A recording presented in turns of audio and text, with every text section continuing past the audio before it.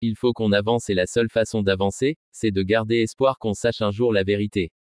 30 ans après la disparition de Tatiana Andourar à Perpignan, sa mère, Marie-Josée Garcia salue le lancement d'un nouvel appel à témoins cette semaine par le pôle Cold Case de Nanterre.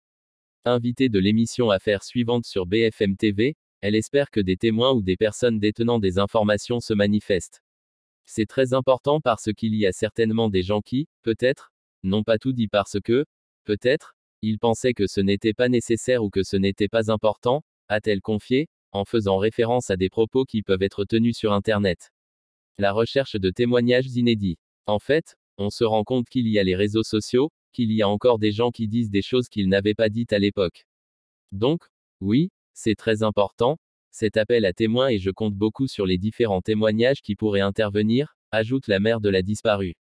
Lycéenne de retour d'un week-end à Toulouse par le train, Tatiana Andourar s'est volatilisée un soir de septembre 1995 alors qu'elle se trouvait autour de la gare où plusieurs femmes ont été tuées ou enlevées dans la même période.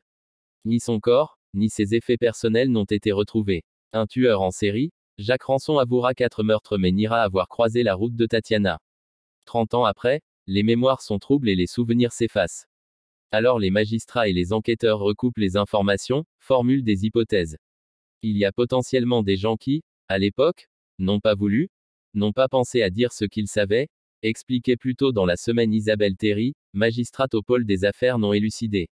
Ma fille ne serait pas restée muette. Si Marie-Josée Garcia garde espoir d'obtenir des informations sur les circonstances de la disparition de sa fille, elle est certaine de sa mort. On a fait énormément d'appels à témoins, à l'international et sur les réseaux sociaux.